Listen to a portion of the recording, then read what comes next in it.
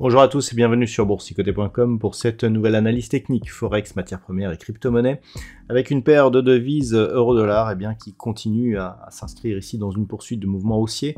Malgré ici cette petite phase de consolidation visible en unité de temps daily, on peut constater que la zone ici des 1.0925 agit toujours comme niveau de support, que l'on est bien ici au-dessus de la moyenne mobile 20 exponentielle. Donc globalement ça reste haussier. Si le rebond ici se confirme et que l'on revient sur la zone des 1.1020 et que l'on casse cette zone, l'objectif sera toujours ici cette zone des 1.1120 sur la paire de devises, donc euro-dollar. Sur la paire de devises livre sterling contre dollar américain, même si on a enfoncé ici la zone des 1.2440 et que cette zone agit désormais comme résistance, on est toutefois au-dessus de la moyenne mobile 20 exponentielle, donc globalement ça reste haussier pour l'instant. Il faudrait toutefois revenir rapidement au-dessus de cette zone pour confirmer le mouvement, puisqu'actuellement nous avons tout de même deux zones de points hauts ici qui sont relativement rapprochées. Si on venait à casser ici cette zone de points bas intermédiaire proche des 1.2350, il pourrait y avoir un signal de double top qui pourrait se mettre en place avec comme conséquence une possible accélération du mouvement en direction ici d'une zone proche des 1.21. Donc pour l'instant on reste haussier, on sera vigilant ici sur une éventuelle rupture de cette zone de points bas, et donc par contre un retour ici au-dessus des 1.2440 nous donnerait un signal de potentielle reprise haussière.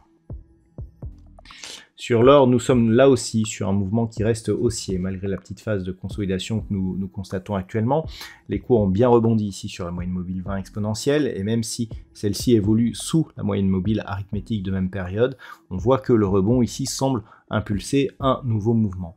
Donc le contact ici sous une zone proche des 2050 $ l'once a provoqué un petit retour. On a bien rebondi ici sur cet élément technique. Globalement, tant que l'on est au-dessus des 1957 $ l'once, la dynamique reste haussière. Donc l'objectif est un retour ici sur le niveau historique du métal jaune à 2070 $ l'once.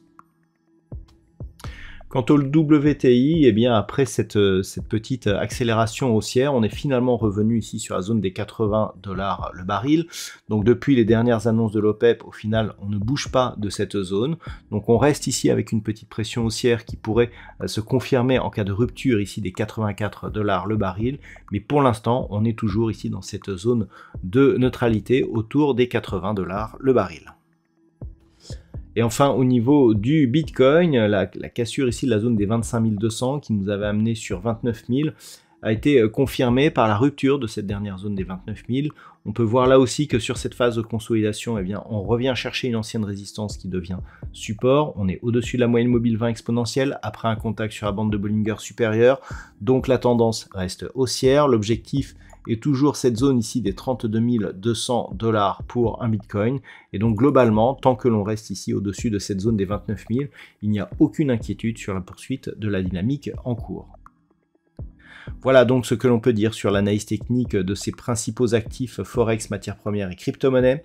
Je vous souhaite de passer une très bonne soirée. On se retrouve dès demain pour d'autres analyses techniques, toujours sur le site boursicoté.com.